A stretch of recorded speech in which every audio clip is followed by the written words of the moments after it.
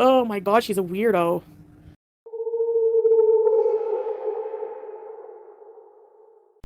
Hello, 'tis I, Fat Cow.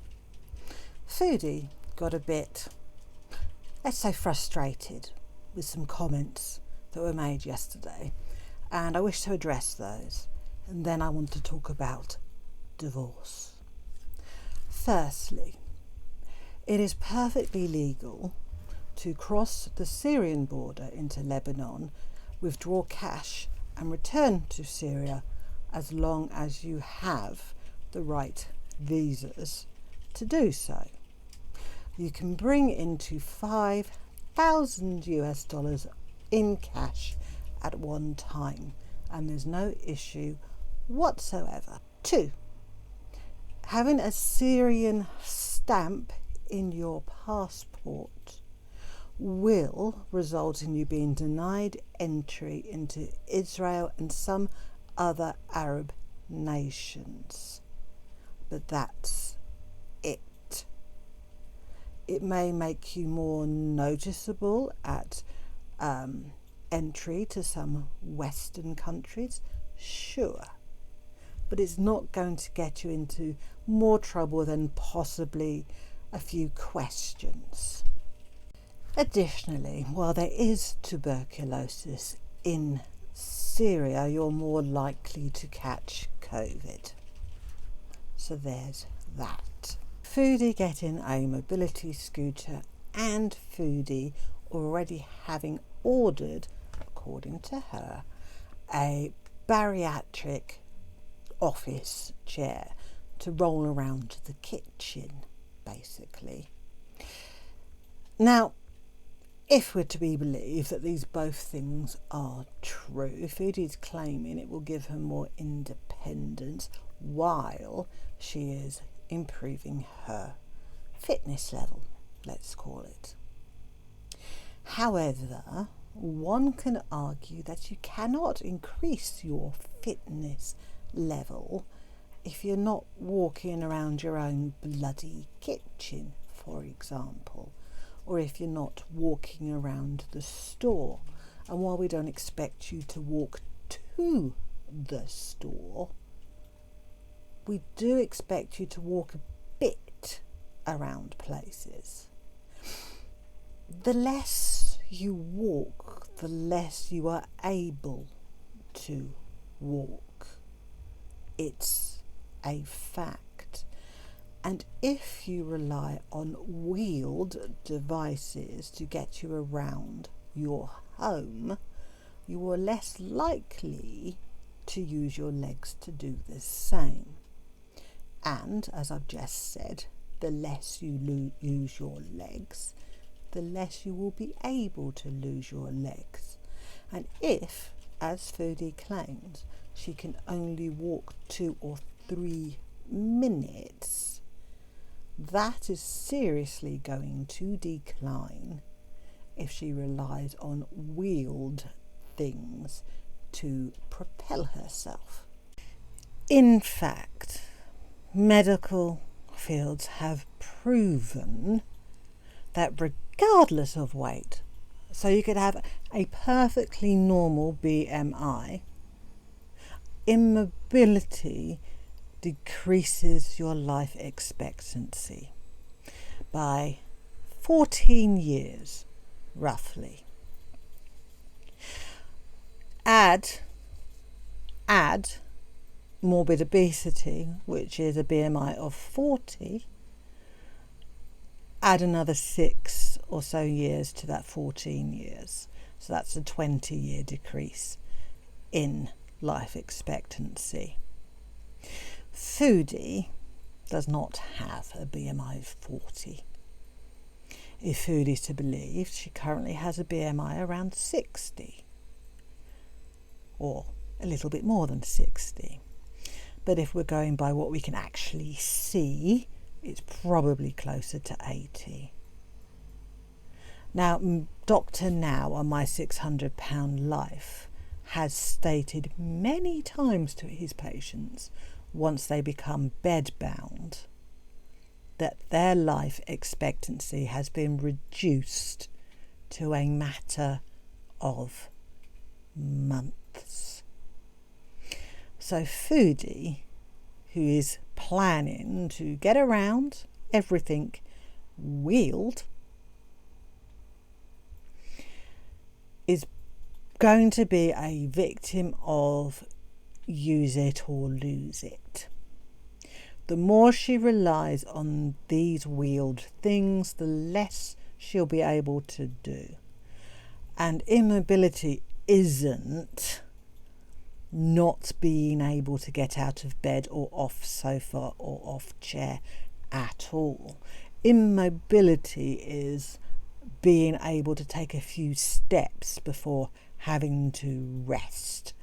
And we're almost there already.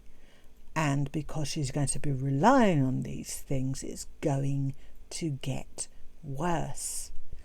As we all know, regardless of weight, everything dramatically starts to slide health-wise once you hit 40.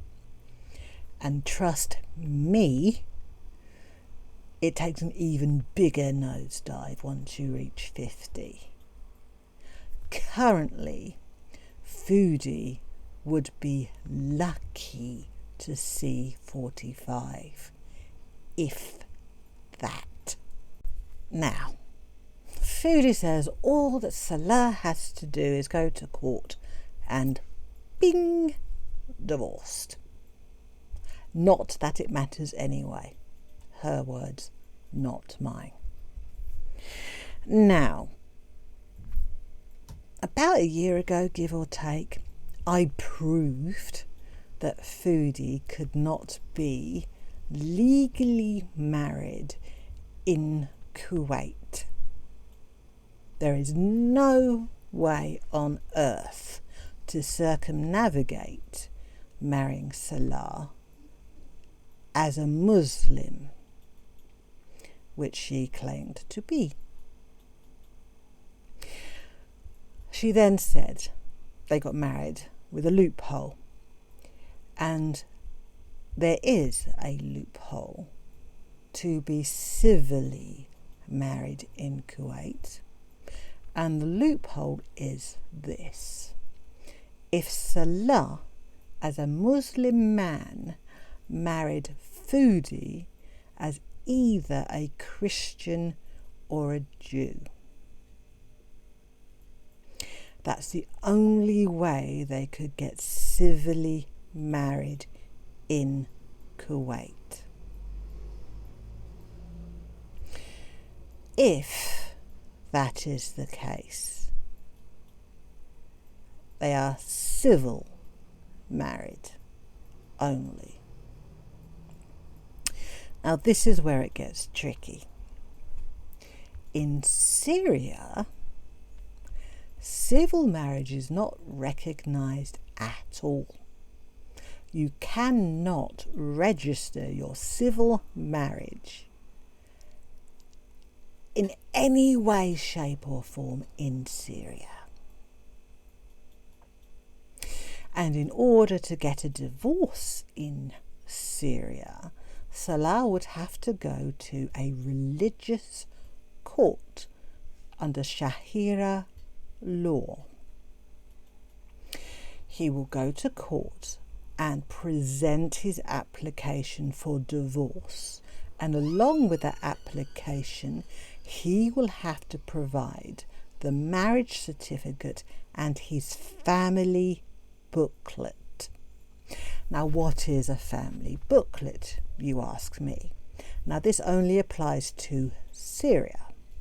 A family booklet is a document where a mother and a father, a married couple, are registered at their address, and all their children are also registered at that address. So, mother, father, children. When a couple becomes married, they start their own booklet from scratch, and their children will be added to it. Foodie had she been religiously married to Salah, would be with Salah in their own family booklet. Once Salah has done these things, which he can't, the Shahira court then forwards the documents to the civil registry. Now, I just said they can't be civilly registered. The civil registry office is where you register births, marriages, deaths and divorces once you've got them, but the only marriages you can register there are religious marriages. The Shahira court sends the application along with the documents to the civil registry for attestation. Attestation is the authentication of the documents. Once the documents are authenticated,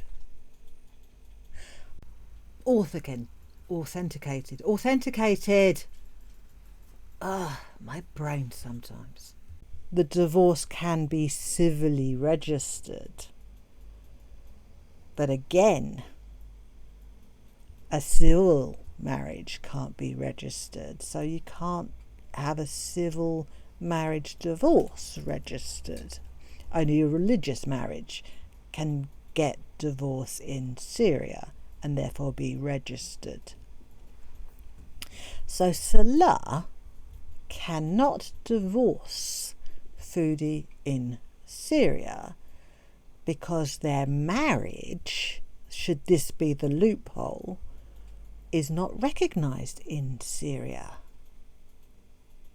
Salah doesn't need to divorce Foodie in Syria because as far as the Syrian authorities are concerned, they're not married.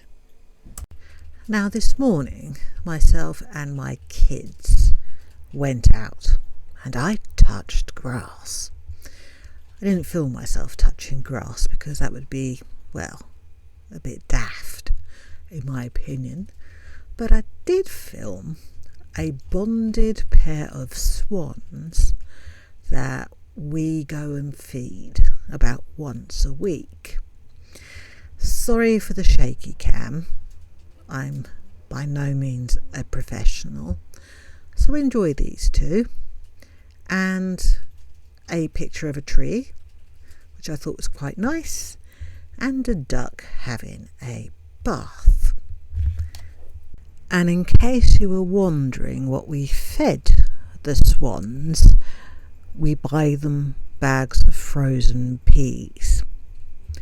Swans, ducks, moorhens and coots are rather fond of frozen peas, so we get them a couple of bags each time we go, along with some generic cornflakes or generic Rice Krispies.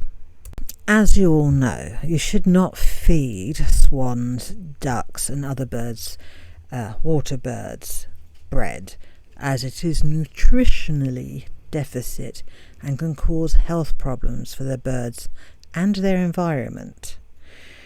They need nutrients from a variety of plants, insects, seeds, and bread is an empty calorie that can lead to malnutrition and a condition called angel wing. It can also lead to environmental pollution from the uneaten food. A bit of experimentation on my part shows that wild ducks and such like frozen peas, they're not so keen on sweet corn, although very small chopped up frozen carrots are quite popular with both them and pigeons.